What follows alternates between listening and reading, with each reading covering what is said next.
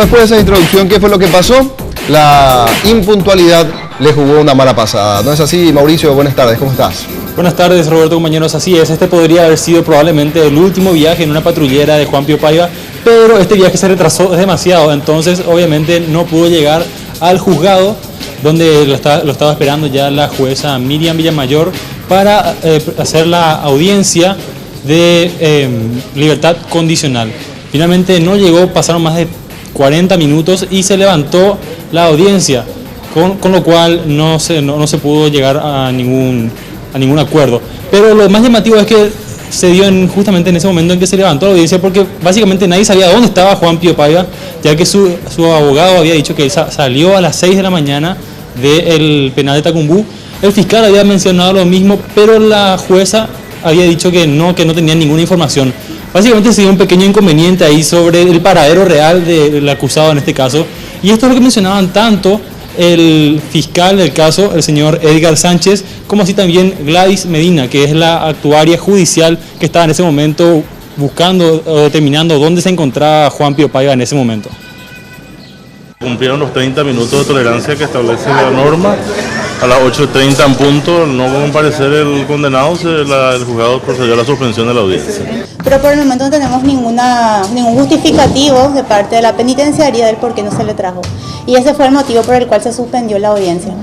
Bueno, en ese momento se dio un pequeño inconveniente, como estaba mencionando, porque no se podía determinar dónde estaba. Tratamos de conversar también con el titular del penal de Tacumbú, quien no atendía el teléfono, entonces se estaba dando un pequeño inconveniente. Finalmente, a las 9:05 aproximadamente, llegó Juan Pío Paiva al penal al juzgado de garantías de la ciudad de Paraguarí, sí. Pero ya no estaban sus defensores, como así tampoco estaba la jueza, por lo cual no se pudo determinar y quedó en la última decisión que había tomado la jueza, que es la de suspender la audiencia. Ahora, ¿cómo queda? No sé si es que pudieron aclarar este punto.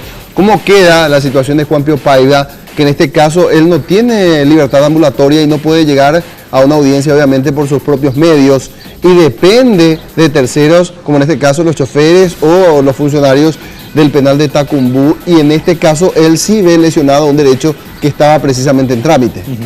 En este caso finalmente pudimos conversar posteriormente con el titular del penal de Tacumbú, quien había mencionado que el problema se dio porque tenía que transportar a otro acusado al juzgado de San Lorenzo, y en este trayecto fue que el tránsito le jugó una mala pasada a Juan Pío Paiva. No obstante, en caso de haber llegado, probablemente la respuesta que habría obtenido este acusado no habría sido la mejor, ya que estuvimos conversando con el fiscal Edgar Sánchez, quien mencionaba que la posición probablemente de la querella, como así también de la fiscalía, sería no darle la libertad condicional a Juan Pío Paiva.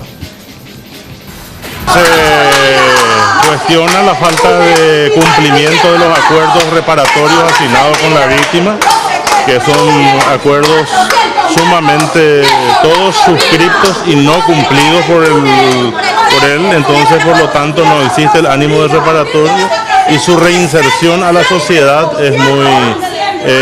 sería peligrosa, y la paz social les estaría poniendo en riesgo en esa situación. Bueno, estos son los motivos por los cuales no se estaría, o la fiscalía menos estaría pidiendo que no se dé esta libertad condicional. Tiene 8 años ahora y todavía le quedan 4 para poder cumplir los 12. Las familias que están en ese lugar, víctimas y familiares de víctimas del Liceo Bolaño, también se manifestaron a favor de que no se le dé esta libertad condicional a Juan Pío Paiva. Esto es lo que mencionaban algunos familiares que se encontraban en el lugar. En su máxima celeridad la justicia siempre actuó a su favor, nunca a favor nuestro. Nosotros estamos acá 10 años, seguimos luchando para que este señor cumpla sus miserables 12 años y creo que hoy realmente se hizo justicia. Y esto para nosotros es un golpe otra vez porque no termina la causa, no termina nada, y lo que queremos es que termine, que la justicia algún día diga quién tiene razón, quién no tiene razón, y que llegue a la justicia. Ahora la jueza debe determinar una nueva fecha para la audiencia, no obstante mencionar que probablemente ya no va a ser este año, sino a partir del año que viene únicamente.